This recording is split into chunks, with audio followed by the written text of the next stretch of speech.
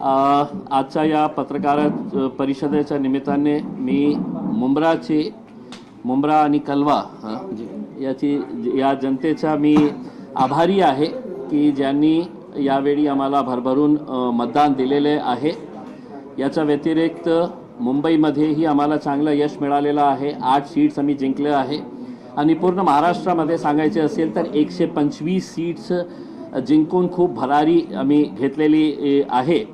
आणि जेव्हा या पक्षाच्या बाबतीत लोक बोलायचे हे जातीवादी पक्ष आहे, हे असा पक्ष आहे, तसा पक्ष आहे, आणि आता सुद्धा ज्या प्रकारे सोशल मीडियावर आणि काही मीडिया चॅनल्सवर डिबेट्स सुरू आहे की MIM इतकं मोठं कसं होऊ शकतं। संविधानाने आम्हाला अधिकार दिलेला आहे आणि देशामध्ये मला असं वाटत नाही कोणता दुसरा नेता असदुद्दीन ओवैसी साहेबपेक्षा जास्त मोठा आहे, जे वारंवार लोकसभेमध्ये संविधानाला आपण कशा वाचवू शकतो, या देश संविधानाप्रमाणे आपल्याला चालवायचं आहे, हे वारंवार ते लोकसभेमध्ये बोलत राहिलेले आहे। पण दुर्दैवाने या देशामध्ये मागच्या 10 वर्षामध्ये जेव्हापासून भारतीय जनता पार्टी सत्तेमध्ये आली तर त्या दिवसापासून या देशाला आपल्याला हिंदू राष्ट्र करायचं, भगवाकरण करायचं या देशाचा, आणि कशा प्रकारे जाती धर्मामध्ये तेढ निर्माण करण्याचं काम फक्त सत्ता घेण्यासाठी जे राजनीतिक पक्ष हे करत आहे, आम्ही त्याची निंदा करतो। आणि जेव्हा हे याची निंदा करतो त्याच्यामध्ये सर्वप्रथम भारतीय जनता पार्टी, त्याच लाईनमध्ये एकनाथ शिंदे साहेबांची शिवसेना, अजितदादाची NCP, हे सगळं याच्यामध्ये सामील आहे की आता आपल्याला सत्ता पाहिजे तर कोणत्याही लेवलवर आपल्याला जायचं आहे। जाती धर्मामध्ये तेढ निर्माण करून आपण कुर्सी कशा आपली घेता येतं याच्या बाबतीत या पक्षांनी काम केलेलं आहे।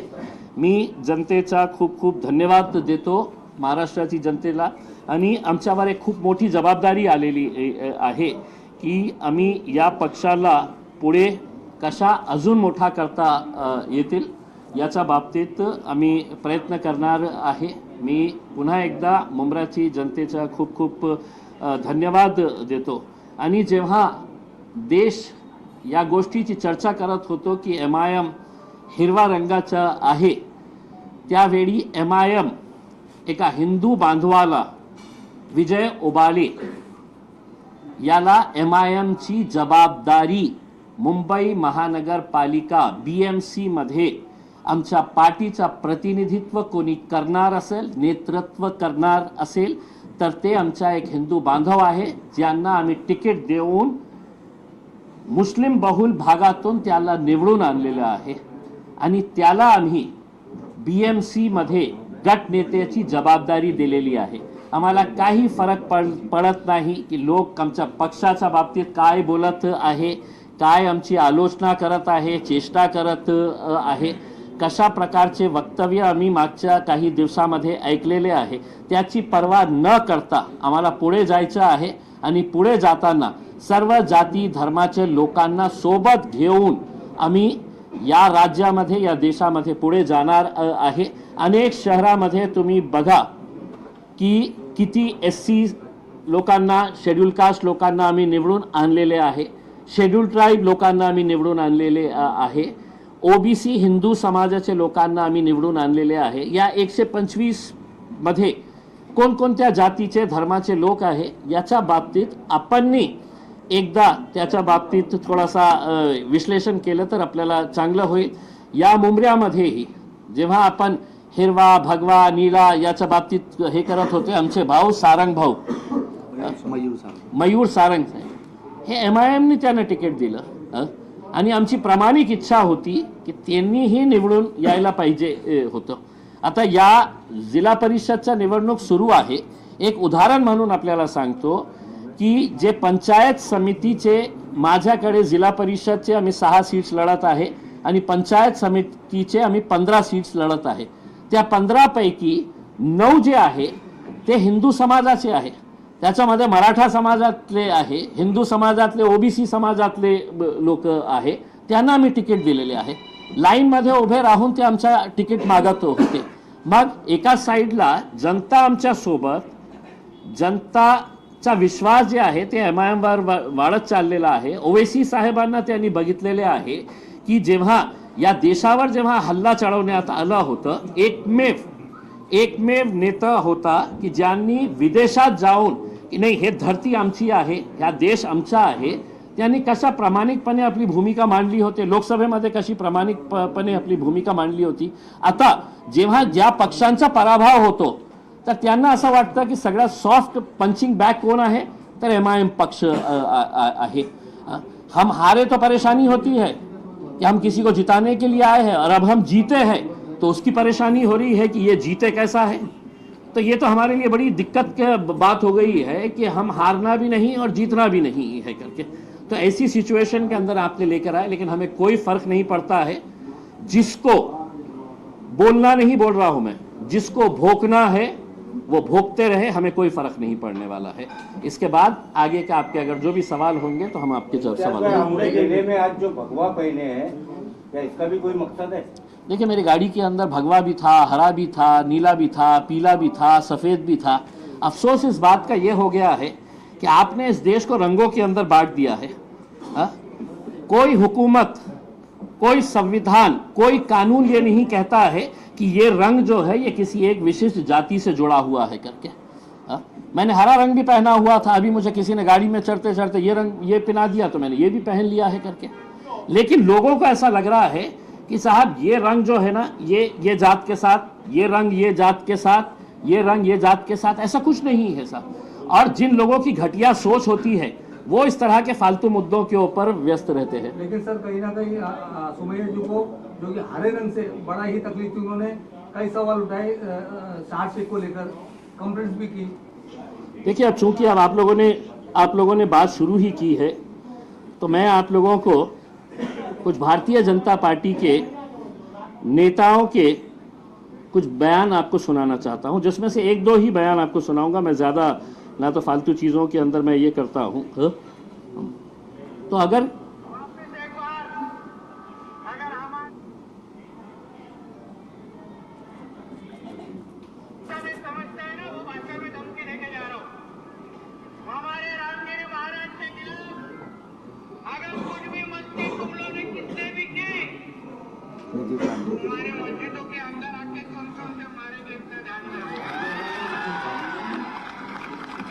तुम्हारे मस्जिदों के अंदर आकर घुसकर तुम्हें मारेंगे.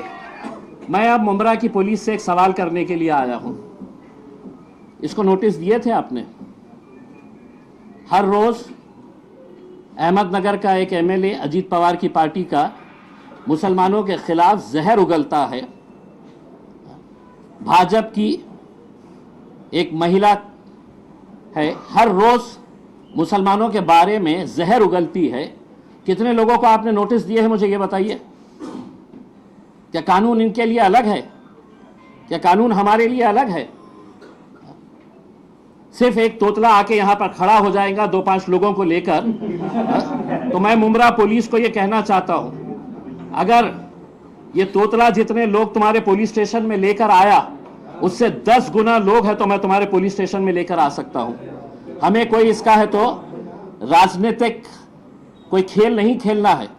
हम जीत कर आए हैं, हमारी जिम्मेदारी बड़ी है. हम सभी जात, धर्म और मजहब के लोगों को साथ में लेकर चलना चाहते हैं. लेकिन एक बच्ची के बयान के ऊपर आप इतना बड़ा बवाल मचा दे रहे हैं. देश भर में है तो डिबेट चल रहा है, यानी कि देश भर के अंदर और कोई मुद्दा बचा ही नहीं है करके. और वो आके कहते हैं कि नहीं साहब, हमने है तो कंप्लेन दे डाले हैं, एक्शन लेना. किस कानून के तहत एक्शन लेना है, मैं उस तोतले से पूछता हूं. बताओ मुझे कौन से कानून के तहत.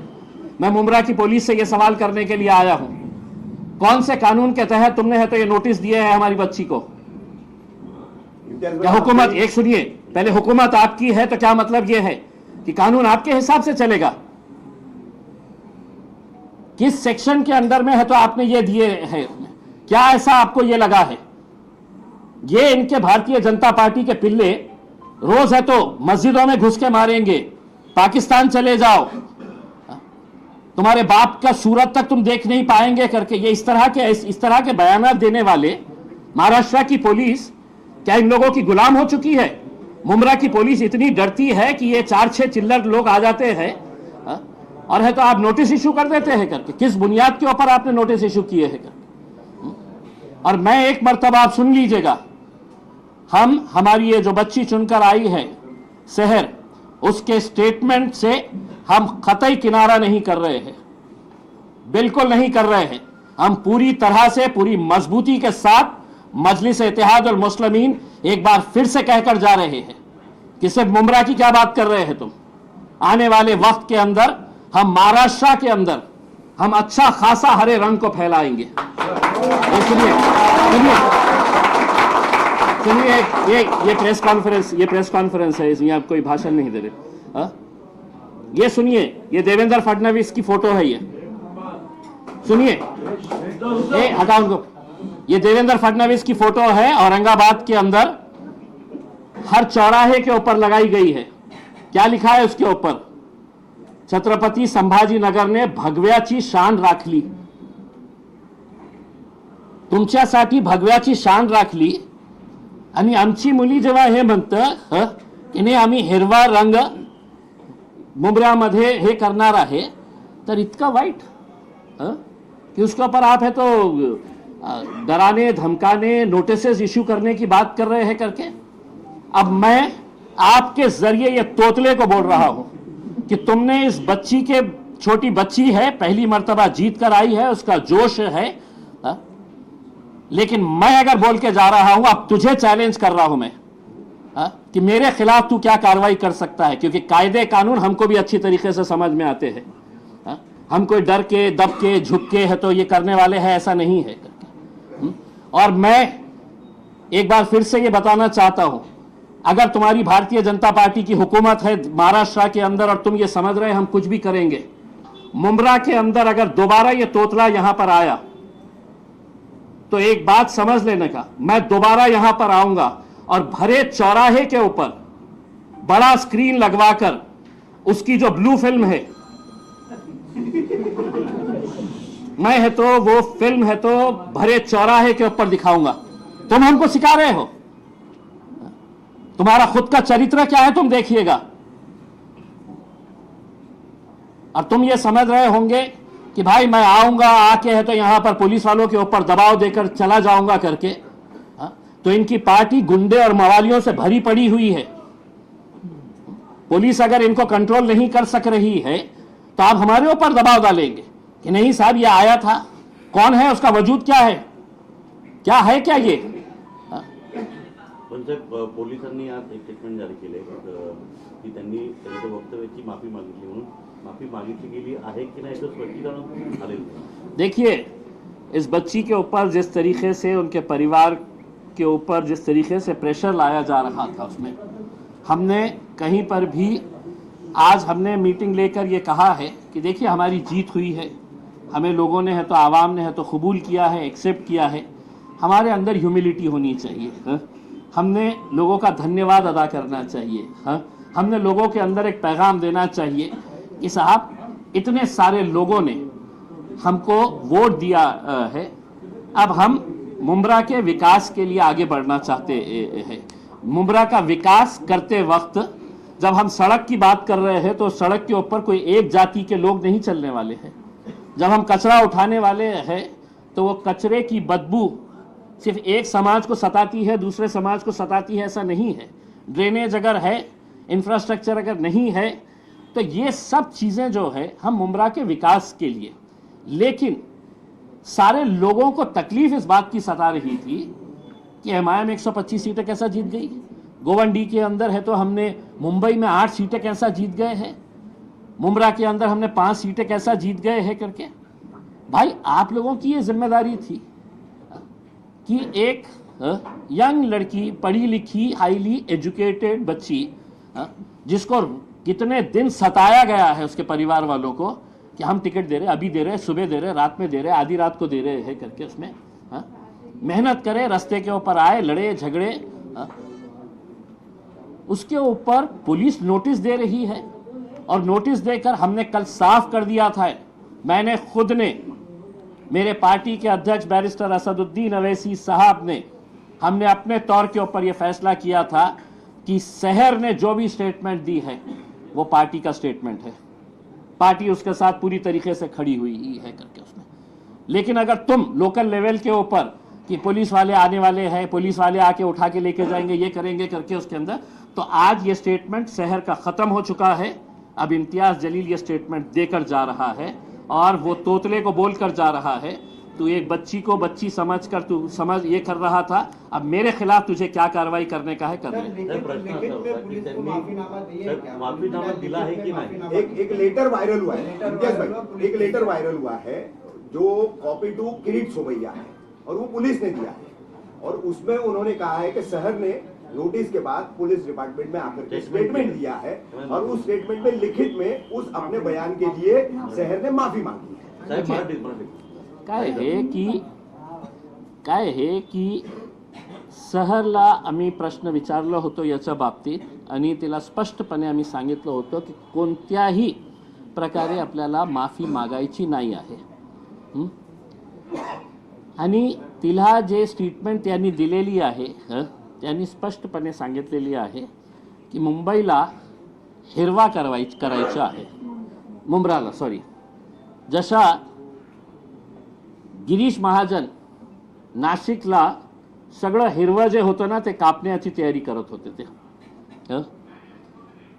गिरीश महाजन को है तो नासिक से है तो हिरवा चाहिए ही नहीं था। पूरी के पूरा नासिक एक साथ आ गया है कि नहीं, बोला साहब हमको हिरवा बचाने का है करके, हरियाली बचाने का है करके उसमें। आप इसको इस नज़रिए से क्यों नहीं देख रहे हैं कि 26 जनवरी आने वाला है और शहर ने अपनी यंग टीम के साथ ये फैसला किया था कि हम मुंब्रा के अंदर हरियाली ही हरियाली लगाएंगे करके, मुंबई को हरा भरा कर देंगे करके। और ये तो सिर्फ मुंब्रा को हरा भरा करने की बात कर रहे हैं, हम तो देश को हरा भरा करने की बात कर रहे हैं करके। आपको हरा ऐसा लग गया कि ये तो कोई तो भी आतंकी शब्द है, ये तो एक कोई तो भी दहशतगर्दी का कोई तो भी एक शब्द का इस्तेमाल किया गया है करके उसमें।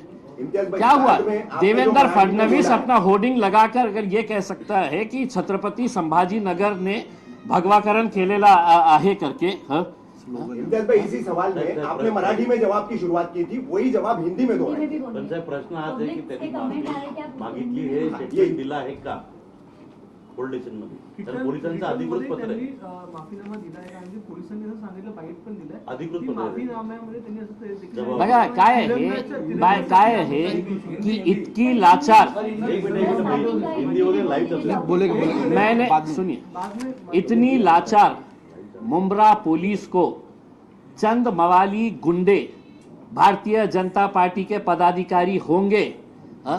लेकिन मैं समझता हूं कि मुंब्रा के सीनियर पीआई साहब ने वो तोतले से पूछना चाहिए था कि भाई तू वो बच्ची के बारे में है तो सवाल उठा रहा है, ये तेरा एक वीडियो देखा है क्या करके।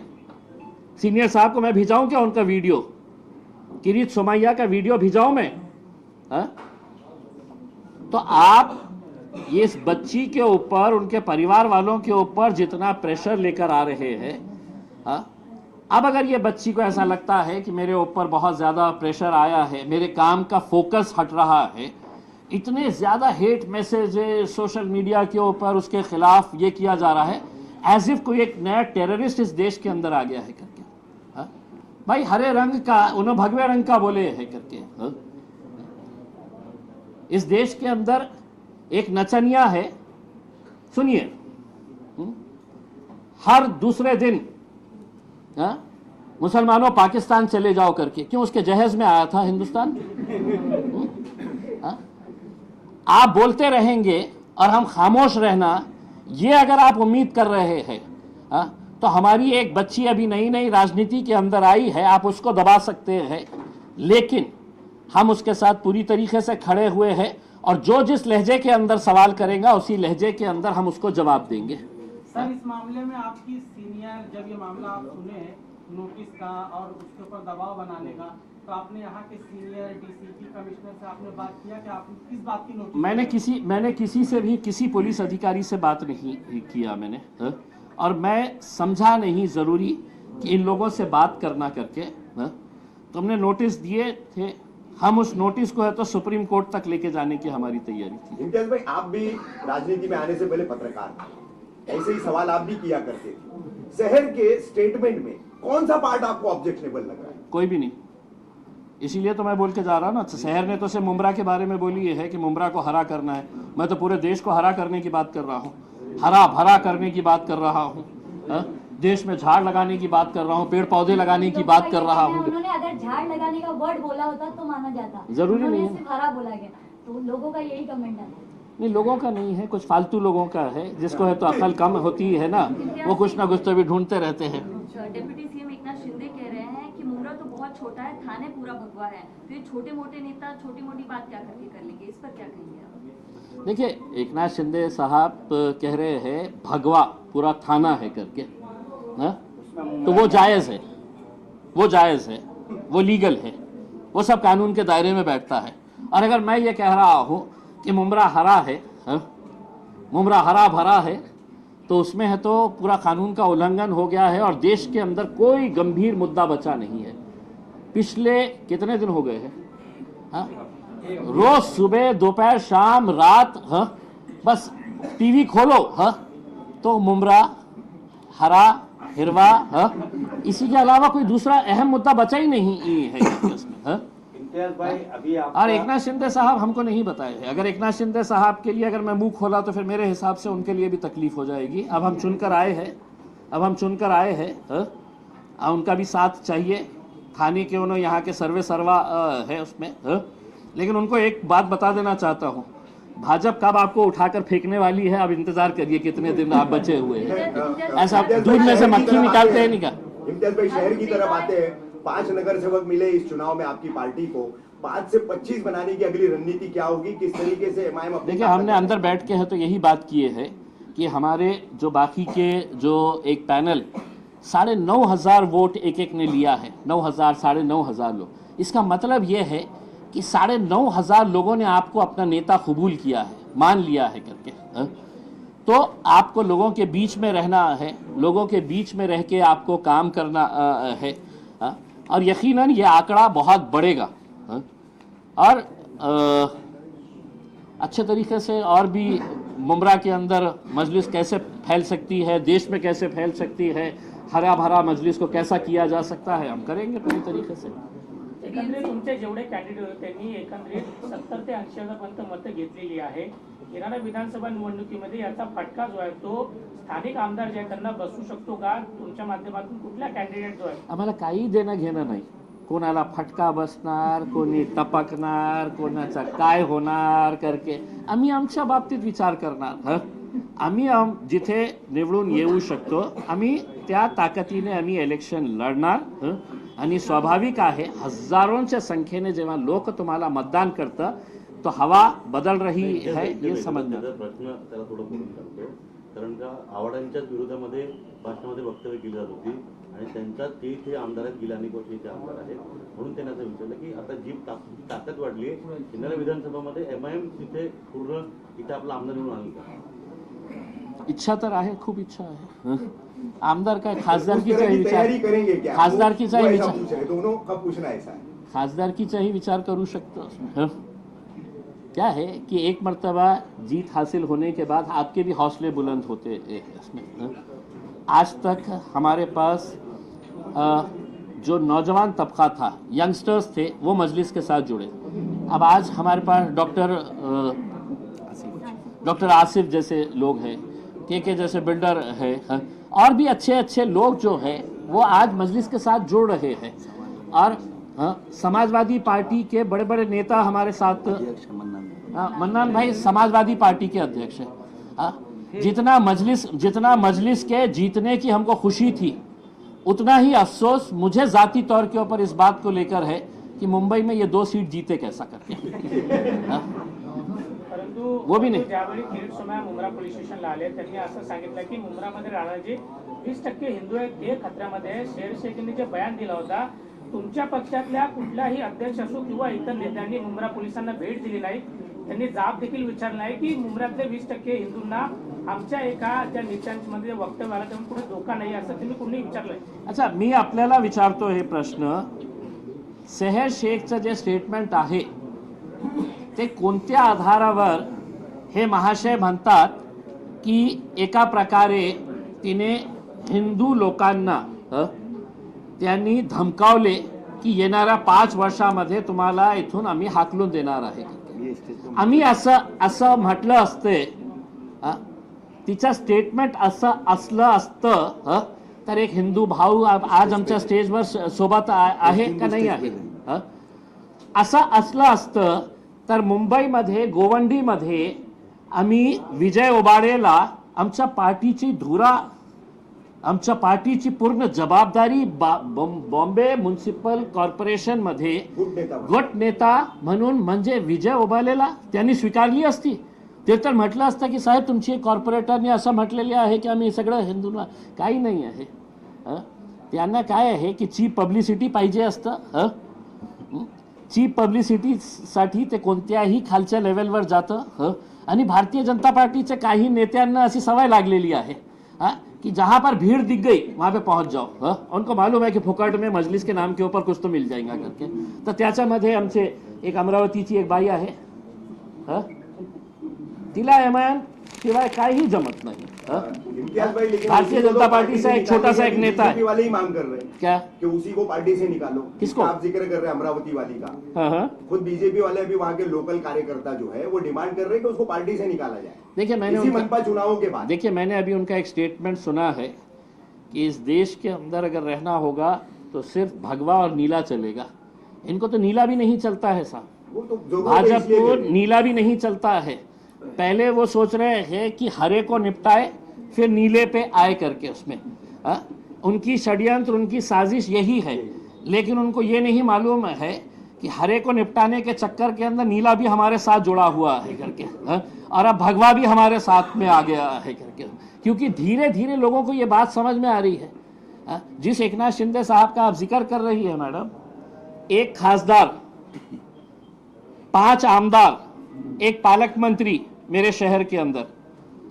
हमने 33 सीटें जीते, वो 13 सीटें जीते. इसी को जोड़ के सवाल है कि बीएमसी चुनाव में 2 भाई साथ भी आए, उसमें से एक भाई की पार्टी आपसे भी कम सीट लेकर आई.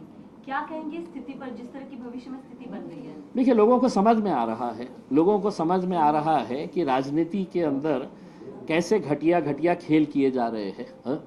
जो एकनाथ शिंदे साहब है तो हमारे ऊपर उंगली उठा रहे हैं.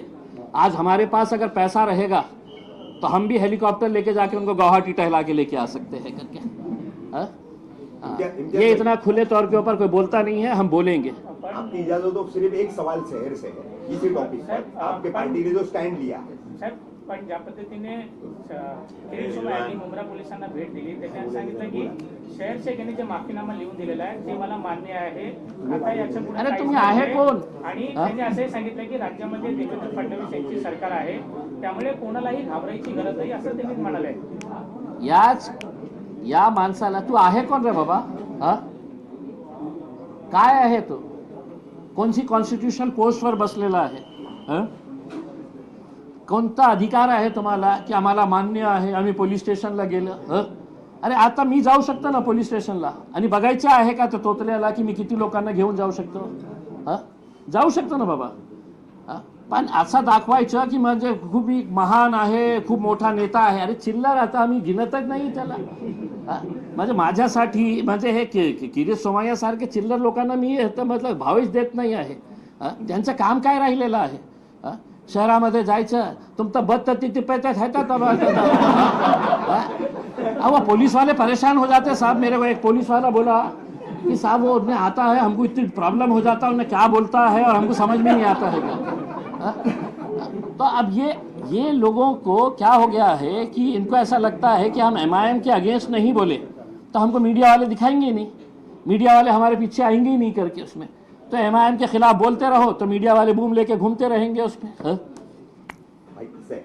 शहर मैं बोल दिया हूँ ना शहर की तरफ से. त्यांच्या माध्यमातून एक देखिए प्रोटोकॉल के हिसाब से मैंने शहर की तरफ से, आप ये समझ लीजिएगा कि मैं शहर की तरफ से बोल रहा हूँ. आप शहर से क्या पूछना चाहते हैं मुझसे? साहेब, एक वाक्य कैसे आ रहा है?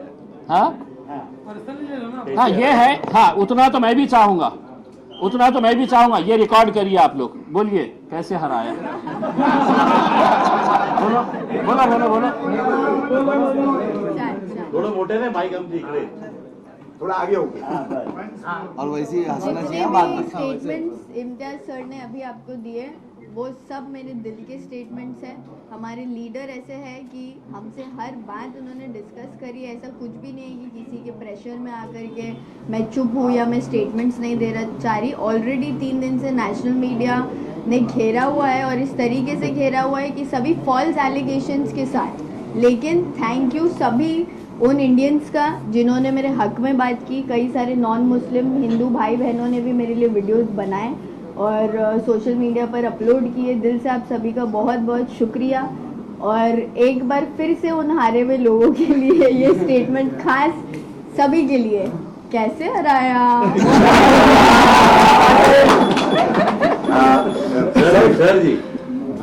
सर जी एक प्रश्न जो सकाळपासून विचारतोय की तुम्ही स्टेटमेंट दिला आहे का की तुम्ही जे वक्तव्य केलं माफीनामा? देखिए, स्टेटमेंट माफ़ीनामा मैंने नहीं दिया है। मैंने अपने स्टेटमेंट्स क्लियरली स्टेट किए हैं कि हरा जो कलर था वो मेरा रेलेवेंस हमारे पार्टी के झंडे के साथ था, जो आरजेडी का भी झंडा है अगर आप देखें तो, और कई पार्टियों का इंडिया में झंडा है। जब वो बोलते हैं कि we want to paint our city green या we want to paint our city saffron, तो उसको अनकॉन्स्टिट्यूशनल नहीं देखा जाता है, असंवैधानिक नहीं देखा जाता है। बट ये हरे कलर के साथ मुसलमानों को एक ऐसे तरीके से जोड़ दिया जाता है जिसको कम्युनलाइज करके आगे वो बात रखी जाती है। बट ये फॉल्स एलिगेशंस हैं। जो लोग हमको जानते हैं, जो लोग MIM पार्टी में बिलीव रखते हैं, हमारे सभी सपोर्टर्स और वो हिंदू भाई बहन भी है। हम सिर्फ हिंदुस्तान मुसलमानों का नहीं है, हिंदू भाई बहन अलग अलग धर्म जात के कई सारे लोग मिलकर के रहते हैं और उनका सपोर्ट रहा है। तो ये लोगों के लिए जवाब है कि आप हिंदू मुसलमान की राजनीति करना बंद करें। MIM पार्टी एक पावर में आ रही है अल्हम्दुलिल्लाह, और किसी को इससे भी प्रॉब्लम है कि हम अल्हम्दुलिल्लाह बोलते हैं, इंशाल्लाह बोलते हैं, उसका मतलब इतनी मीडिया है तो एक बार क्लियर कर दूँ, अल्हम्दुलिल्लाह का मतलब है कि थैंक गॉड और इंशाल्लाह का मतलब है गॉड विलिंग। तो अगर हम अपने सेंटेंसेस में ये यूज़ करते हैं, हमारा बिलीफ है कि अगर अल्लाह ने चाहा तो, और हर सेंटेंस में हम अपने भगवान का जैसे लोग शुक्रिया अदा करते हैं वैसे हम अपने अल्लाह का शुक्रिया अदा करते हैं। तो हम इस चीज़ को मेंशन करना ज़रूरी समझते हैं। इससे कोई धार्मिक भावनाएं हर्ट नहीं होती। जैसे उन लोगों की एक भाषा है, ये हमारी भाषा है। तो प्लीज़ इस पर और धार्मिक राजनीति करना बंद करें। आज के बाद अगर आपको मुझे कवर करना है तो सिर्फ और सिर्फ मेरे काम को कवर करिएगा। दूसरा एक मुद्दा बस सर जी, बस ये ये कि- इतना आखिरी सर पटा, आखिरी सर पटा। झालं होतं प्रोग्राम आगे की क्या सर जी लोकल एकनाथ शिंदे भेट घेणार आहे किंवा लोकल नो कमेंट्स, नो त्याच्यावर काय कमेंट्स। नाही खरं प्रोटोकॉल है वो हिसाब से। भाई बोलूंगा बाद में आपको देता हूँ ना। सर जी एकनाथ शिंदे आपण भेट घेणार आहे नहीं सुनिए, इनकी तरफ से मैं बोलता हूँ, अगर मुंब्रा के विकास के लिए अगर हमारे पूरे कॉरपोरेटर्स को मुख्यमंत्री के पास जाना पड़े, उप मुख्यमंत्री के पास जाना पड़े, वो एक पद के ऊपर बैठे हुए हैं, पैसा है तो आसमान से नहीं आता है ना जमीन से उगता है। अगर हमारे शहर के विकास के लिए अगर हमारे पूरी की पूरी टीम को अगर जाना पड़े किसी के पास तो यकीनन जाएंगे, और हम पार्टी की तरफ से उनको ये इख्तियार देते हैं कि अपने शहर के विकास के लिए अगर आपको जिस किसी के पास जाकर अगर शहर का विकास होता है तो उसके लिए जरूर जाए। ठीक है, तेच ते बोलला तुझं नहीं बोल लो इतना क्यों परेशान कर रहे हो? Thank you.